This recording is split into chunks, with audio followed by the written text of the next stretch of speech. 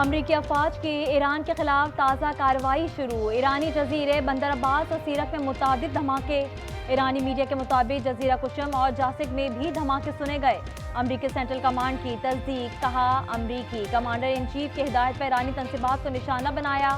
حملے ایرانی افواج کو جواب دہ ٹھہرانے کے لیے کیے گئے۔ مقصد ایران کی سویلین ملاحوں کی نشانہ بنانے کی صلاحیت کو کمزور کرنا ہے۔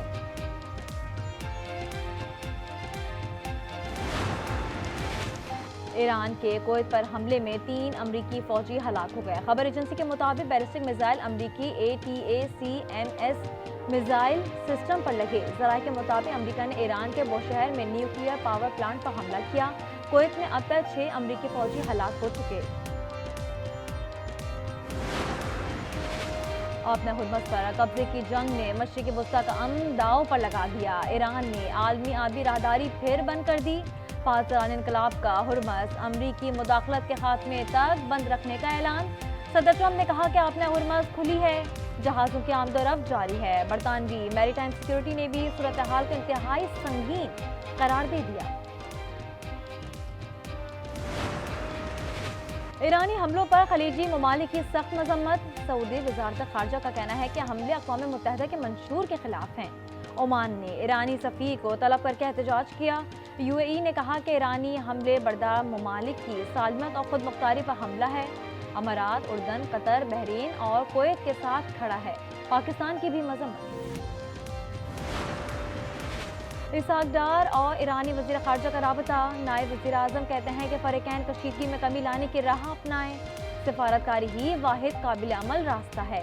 سعودی سفیر نواف بن سعید احمد کی اسحاق ڈار سے ملاقات۔ مشترکہ کوششوں کو مزید مستحکم کرنے کی ضرورت پر زور۔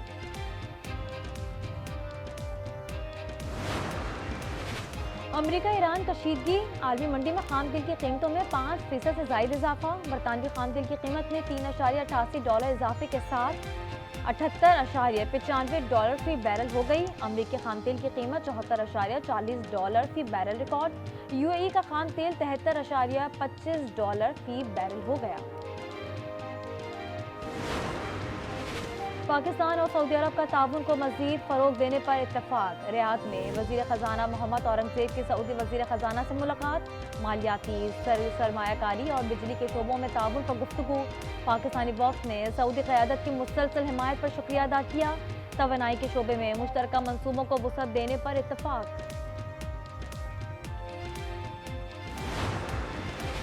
بلوچستان کے علاقے ماشکیل میں فتنہ اور ہندوستان کے دہشت گردوں کا بزدلانہ حملہ۔ 5 مزدور شہید۔ بزدل دہشت گردوں نے معصوم اور نہتے مزدوروں کا نشانہ بنایا۔ شہید تمام مزدوروں کا تعلق پنجاب کے مختلف علاقوں سے ہے۔ پولیس کا کہنا ہے کہ مسلح افراد نے دکانوں پر فائرنگ کی۔ مقتولین کی لاشیں آبائی علاقوں کو روانہ۔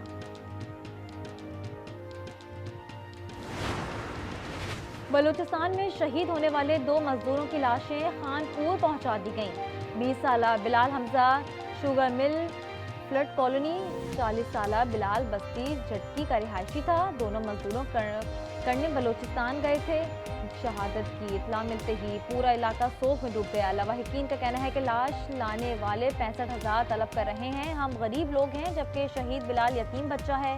والدین کا انصاف کا مطالبہ۔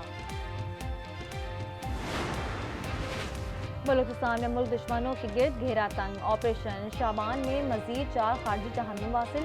تازہ آپریشن سران ٹنکی میں کیا گیا۔ آپریشن میں ہلاک دہشت گردوں کی تعداد 71 ہو گئی ہے۔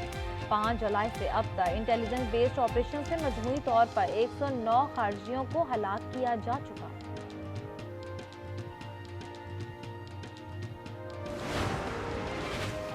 سابق امیر قطر شیخ حمد بن خلیفہ ال ثانی نے دوحہ میں نماز جنازہ ادا کی گئی۔ امامت بیٹے اور امیر قطر شیخ تمیم بن حمد ال ثانی نے کی۔ صدر اور وزیر اعظم کا اظہار افسوس۔ شہباز شریف آج تعزیت کے لیے قطر جائیں گے۔ پاکستان میں سوگ کا اعلان۔ ملک بھر میں آج قومی پرچم سے نگو رہے گا۔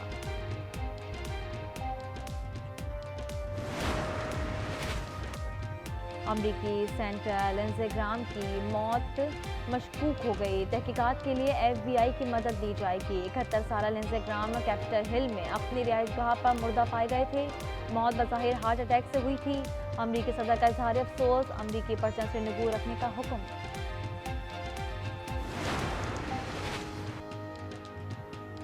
بینکاک کے بار میں آگ عزت کی 27 افراد جھلس کر ہلاکت، 63 زخمی ہو گئے، کئی افراد کو بچا لیا گیا۔ خبر ایجنسی کے مطابق آگ پر قابو پا لیا گیا ہے، تاہم آگ لگنے کی وجوہات تاحال سامنے نہ آ سکی۔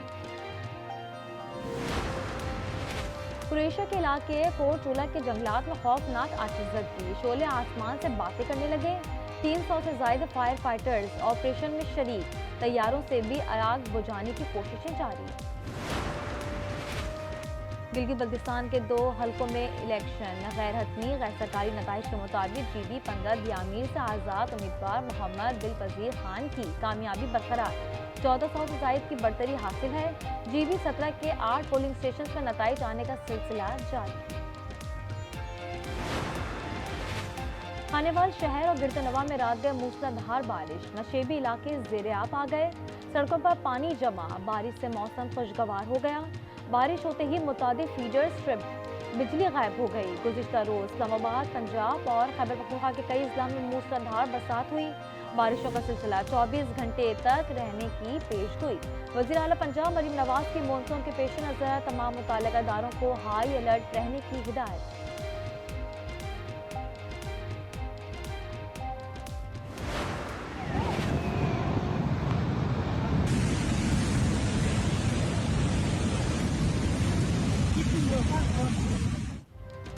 گلگت بلتستان کے ضلع دیامیر میں طوفانی بارشوں، کلاؤڈ برسٹ اور گلیشیئرز پگھلنے کے باعث بڑے پیمانے پر تباہی، کئی اہم رابطہ پل اور سڑکیں بہہ گئیں، بجلی کی فراہمی معطل، پل ٹوٹنے اور لینڈ سلائیڈنگ کے باعث ہزاروں مقامی افراد اور سیاح محصور ہو گئے۔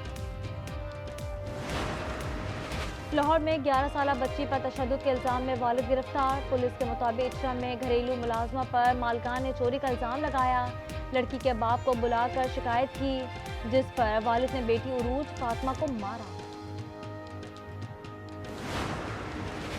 خانیوال میں 4 افراد کے قتل میں ملوث 4 ملزمان انجام کو پہنچ گئے، 2 ملزمان خانیوال میں اور 2 فاروق آباد میں مبینہ پولیس مقابلے میں مارے گئے۔ پولیس کے مطابق ملزمان اپنے ہی ساتھیوں کی فائرنگ سے ہلاک ہوئے۔ شناخت طاہر شاہ، عثمان طارق، فیصل شاہ اور اظہر علی کے نام سے ہوئی۔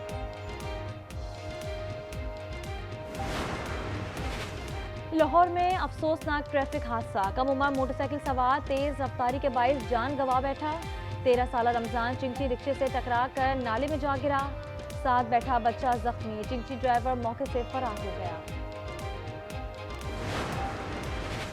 کراچی گلشن حدید سے مبینہ طور پر اغوا 3 بہنوں کا سراغ لگا لیا گیا، پولیس کے مطابق گھریلو مسائل کے باعث تینوں بہنیں رشتہ داروں کے پاس چلی گئی تھیں۔ گمشدگی کا واقعہ 3 جولائی کو پیش آیا۔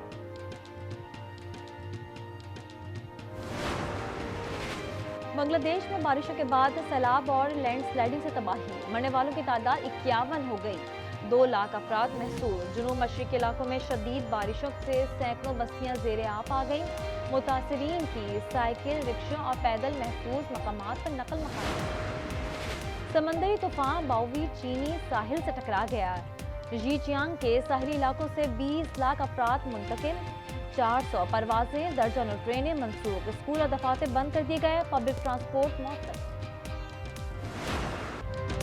اٹلی کے یانک سنر نے مسلسل دوسری بار ویمنز ومبلڈن چیمپئن شپ جیت لی، فائنل میں جرمنی کے الیگزینڈر کو سنسنی خیز مقابلے کے بعد شکست، مقابلے 3.25 گھنٹے جاری رہے، یانک سنر نے کامیابی کا اعزاز کا دفاع کیا۔ اور فیفا ورلڈ کپ کا پہلا سیمی فائنل منگل کو فرانس اور اسپین کے درمیان کھیلا جائے گا، دوسرے ٹاکرے میں دفاعی چیمپئن ارجنٹینا اور انگلینڈ مد مقابل آئیں گے۔